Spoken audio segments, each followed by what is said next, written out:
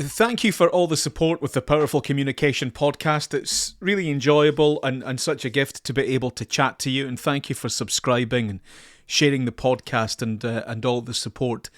I want to talk a little bit today about briefing a spokesperson for media engagement. So if you've got a spokesperson and they're going on television or radio, or they're going to sit down with a newspaper journalist, we would always urge you to make sure that there's a proper brief takes place. Now that begins with the comms person, the head of comms, whoever it is, having a discussion with a journalist. So when the journalist approaches you and says, I'm doing a story about this, I'd like to speak to this particular member of your team, this CEO, this managing director, whoever it is, you should interrogate the journalist in a friendly way. You need to find out what they're looking for. Can you give me an idea of the questions you want to ask? How long is this going to be? Are you speaking to anyone else? Is this live or pre-recorded? What are you looking to do with this? And then say, when they tell you, then say, is there anything else? Is there anything else you might want to ask about? And you're doing that because you need to make sure that you're able to give the journalist the correct person. You need to make sure that they're prepared. And any decent journalist will accept and understand that. They'll not give you a list of questions. They're not going to give you control of the interview, but you do need to work together to make sure this thing is a success. So any decent journalist, they'll have dealt with many comms professionals before. They will understand that you need to take some information with them in order to make sure that the person at your end is going to give a good performance.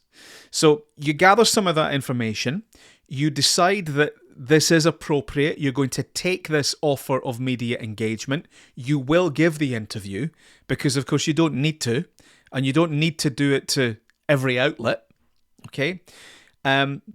Then you're going to have a conversation with the person at your end. Now, I'll often talk about senior leaders, but of course it might not be.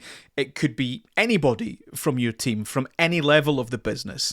Please don't think that all this only applies to the people right at the very top. There's some significant opportunities and benefits from having people from all corners of your business trained up, confident, and ready to talk about the work that they do. So you're going to talk to them and you're going to relay to them what the journalist has just told you. And then you need to do what we might call environment scanning. You need to look around and think, okay, what is going on? What have we got on our website? Oh, we've got the meeting of the last board minutes. Okay, well, that's publicly available. The journalist might look at that. They might see that. They might use that to build up some of their questions. Or if the journalist asks a question and they get an answer back that contradicts or that doesn't include something that was referenced in the board minutes, then the journalist might pick up on that. So you work with your person, your team, and you do this environment scanning. You talk about what else is going on, what's been in the news. Maybe there's a politician said something about your business or your sector. Maybe there's an office that's been closed. Maybe there's damage to something. Maybe there's been a product recall. Whatever it is, you need to know what else is going on. And sometimes it might not be related to your business or even your sector. When I worked in journalism, an organisation might be opening a new factory, and it might be the day that Scotland play or the day before Scotland play in the opening match of the World Cup. Well, if you're a Scottish business, the editor says to me, hey, go along and get a bit for the World Cup. Get something about the opening match.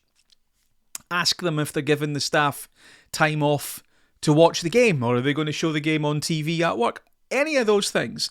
Now, if those questions come up, you don't need to answer them. You don't need to say, oh yes, we're very excited about this football match. You don't need to do anything. But if you know that there's a chance it might come up, you can be prepared for it. So fairly extensive environment scanning. What's going on in our business? What's going on in the community around us? What's going on in the world? Because all of that is fair game. It could all come up. And if you're prepared and you've thought about it and you've anticipated it, then if it does come up and you want to answer it, well, that's great. You know what you're going to say. If you don't want to answer it, then you can use some of the other techniques that we use in media training where we would try to steer the conversation somewhere slightly different.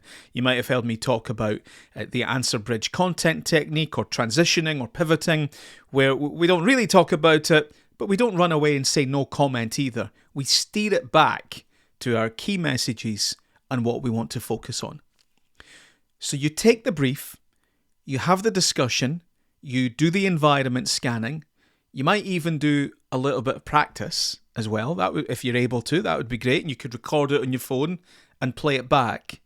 But you have to do all of that, and here's the big but that a lot of people miss, you've got to do all that without overwhelming your senior manager, whoever it is that's about to give this interview. What I see a lot of is members of comms team sending links and documents and a huge amount of information electronically, so not sitting down and talking, just banging it all through. Hey, there's your brief. Here's your pack before the interview. And because the comms person's well-meaning, and God, the last thing we would want to be accused of is being lazy or being slapdash, there's a tendency to over-deliver.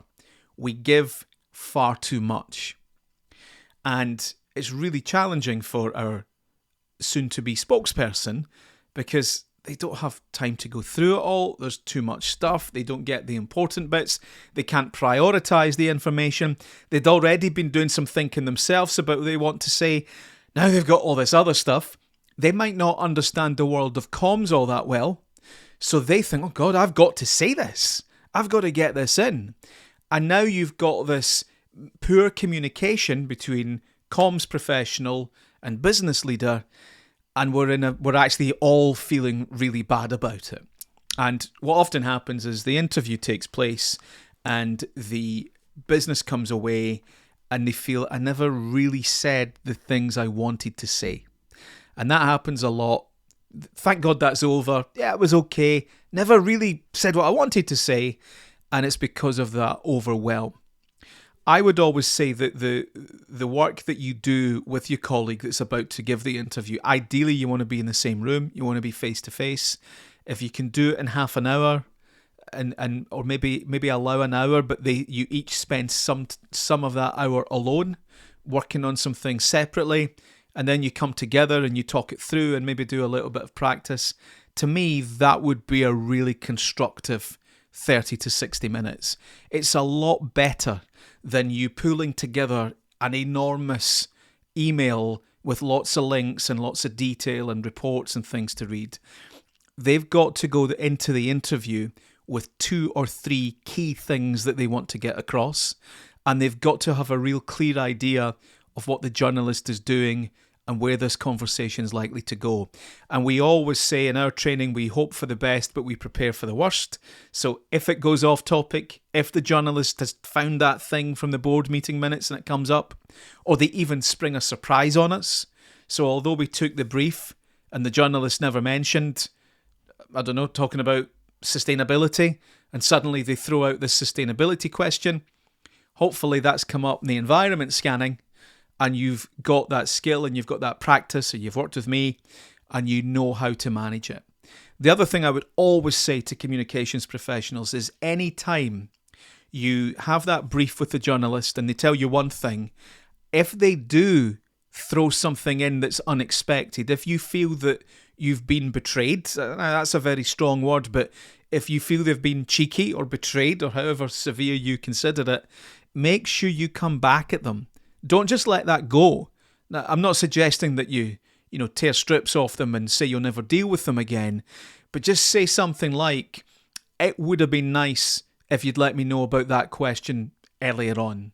Or, I noticed you threw that one in, that's a little bit cheeky. I'd rather if you didn't do that again. And what you're doing there is you're teaching the journalist that you're someone that cares about these things. You're somebody that's on it, and that they'll slowly learn that it's worth keeping in your good books. That you're not somebody that just says, oh, glad that's over, see you later, bye-bye. You're on it and you care about that detail. And gently what will happen, hopefully sometimes a little stern, sometimes all in good humour, they'll value that relationship. They'll see that is a two-way relationship where they have to comply with certain expectations you have. And if they do that, then here's what they'll get from you and your organisation. We're two professionals, equal levels of power, working together in the name of democracy, information, serving the public, serving the audience. That's what really matters. And even if it's a hostile interview, even if it's a difficult situation, the journalist still values that good relationship with the communications professional. So take briefs, don't overwhelm your internal spokespeople, and come back at a journalist if they've been a little bit mischievous. They don't mean any harm by it. They see it as their job, but it's better if they learn to keep in with you and don't betray you, don't go behind your back.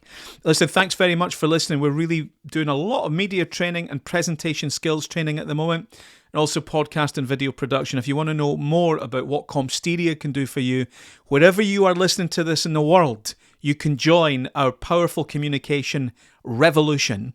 We're going to be doing some free training online. We've got a book coming out soon as well. You'll find us now growing our TikTok channel and our YouTube. So come and take part in our powerful communication revolution at comsteria.co.uk.